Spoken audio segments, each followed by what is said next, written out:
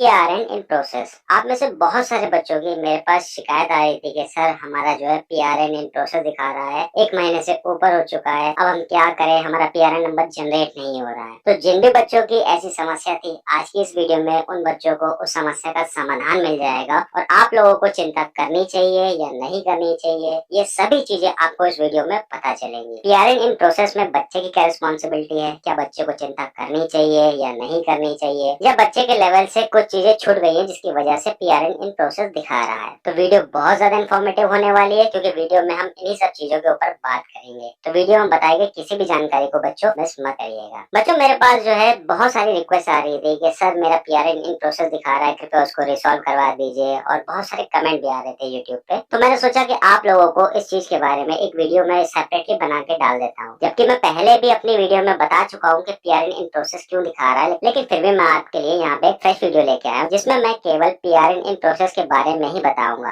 कि क्यों PRN in process जो है दिखा रहा है। देखिए, पीआरएन इन प्रोसेस दिखा रहा है तो उसमें आपको परेशान होने की बिल्कुल भी जरूरत नहीं है। पहले हम इस चीज को समझेंगे कि पीआरएन इन प्रोसेस दिखा क्यों रहा है। बच्चों, जब आप लोगों का डेटा स्टेट के द्वारा एसआईडी पोर्टल पर ट्रांसफर किया गया था, तो आप लोगों का सारा डेटा जो है एसआईडी पोर्टल पे सक्सेसफुली ट्रांसफर हो गया था। उसके बाद आप लोगों को क्या करना था, आप लोगों को अपनी ईकेवाईसी करके पीआरएन जनरेट करना था। अब ईकेवाईसी आपको करनी थी आधार कार्ड से। तो बहुत सारे बच्चों के आधार में कुछ जो थी प्रॉब्लम थी। अब प्रॉब्लम क्या थी? ऐसी वैसी कोई प्रॉब्लम नहीं थी, मतलब कि उनकी स्पेलिंग मिस्टेक्स थी, या फिर जो है उनके फादर का नेम जो है एसआईडी पोर्टल पे कैपिटल में लिखा था और जो है आधार कार्ड में स्मॉल में लिखा था, और छोटी मोटी एरर थी स्पेलिंग्स की, या फिर डेट ऑफ बर्थ की, या फिर ट्रेनिंग नेम में कुछ एरर थी, या फिर फादर नेम में कुछ एरर थी, या फिर बच्चे के डेट ऑफ बर्थ में कुछ एरर, जिसकी वजह से आधार कार्ड का डेटा जो है एसआईडी पोर्टल से सक्सेसफुली मैच नहीं हो पाया। तो उस कंडीशन में जो है स्टेट के पास रिक्वेस्ट चली गई। अब स्टेट के पास जब रिक्वेस्ट गई तो स्टेट के पास एक ऑप्शन चला गया कि स्टेट को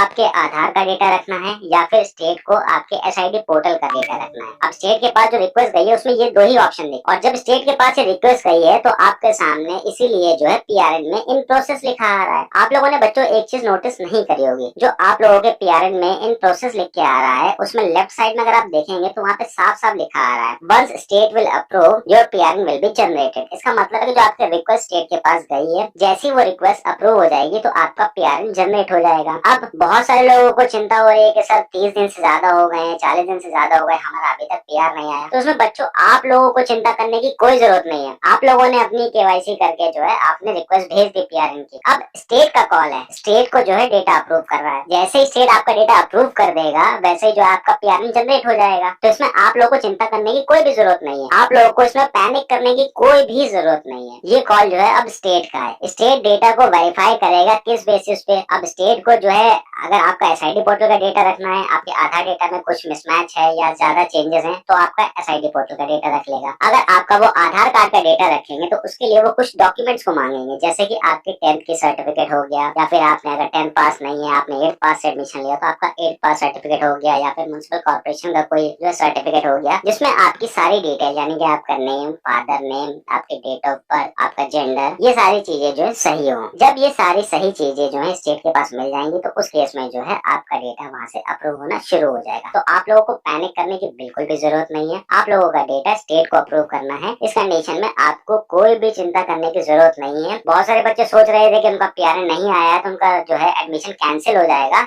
ऐसा भी बिल्कुल नहीं है। ना तो आपका बच्चों साल बर्बाद होगा, ना आपका एडमिशन कैंसिल होगा, क्योंकि अब स्टेट को अप्रूव करना है, क्योंकि आपके पीआरएन में इन प्रोसेस आ रहा है, मतलब कि रिक्वेस्ट जो है स्टेट के पास चली गई है और स्टेट को अप्रूव करना है आपका पीआरएन जनरेट करने के लिए। तो आप लोगों को जो है बिल्कुल भी पैनिक मत करिए, और अगर आपके टच में और भी कोई ऐसे बच्चे हैं जिनके साथ ये प्रॉब्लम थी, उनको भी जो है ये वीडियो शेयर करिए ताकि वो लोग भी पैनिक ना करें और जो है आराम से अपनी पढ़ाई पे ध्यान दें और पढ़ाई करें, क्योंकि एग्जाम भी जल्दी बच्चों आने वाले हैं। तो आप लोगों को बच्चों एग्जाम की प्रिपरेशन करनी भी बहुत ज्यादा जरूरी है, और आप लोगों का एडमिशन बिल्कुल भी कैंसिल नहीं होगा। ये चिंता छोड़ दीजिए, चाहे आप किसी भी स्टेट से हो, आप ऑल ओवर इंडिया किसी भी स्टेट से हो, आपने आईटीआई में एडमिशन लिया है और आपका पीआरएन इन प्रोसेस दिखा रहा है, तो आपका पीआरएन 100% जनरेट होगा, और स्टेट को अप्रूव करना है तभी वो जनरेट होगा। और इसके लिए बच्चों को कोई भी जो है एप्लीकेशन स्टेट को देने की जरूरत नहीं है, या कोई भी पैनिक करने की जरूरत नहीं है। यहाँ तक कि संस्थान को भी जो है कोई एप्लीकेशन स्टेट को देने की जरूरत नहीं है अभी तक, जब तक आपसे स्टेट कोई डेटा नहीं मांगता है। बस आप लोगों को एक चीज का ध्यान रखना है, आप लोग को हमारे चैनल पे अप टू डेट रहना है, और अपनी आईटीआई को बोलिएगा कि आपके नोडल आईटीआई से संपर्क जो है बनाए रखे, क्योंकि जब आपके रिक्वेस्ट को अप्रूव करने के लिए स्टेट कोई भी डेटा मांगेगा तो वो आपके जो स्टेट का पोर्टल होता है उसको खोल के उस पर वहाँ पे डेटा मांग सकता है, या फिर गूगल फॉर्म के रूप में मांग सकता है। और वो जो है प्राइवेट आईटीआई से डायरेक्ट स्टेट नहीं लेगा, स्टेट जो है अपने जो गवर्नमेंट आईटीआई हैं उनको रिडायरेक्ट करेगा, और सारे प्राइवेट आईटीआई को क्या करना होगा, अपने डेटा जो है उन गवर्नमेंट आईटीआई को देना होगा, या फिर आपके स्टेट के पोर्टल पे फैसिलिटी दी जाएगी उस डेटा को लेने के लिए। अब स्टेट के पोर्टल पे जो फैसिलिटी दी जाएगी वो अलग अलग स्टेट अलग अलग फैसिलिटी दे सकता है। कुछ 10th के डॉक्यूमेंट मांग सकते हैं, कुछ म्युनिसिपल कॉर्पोरेशन के डॉक्यूमेंट मांग सकते हैं, या फिर जो है कुछ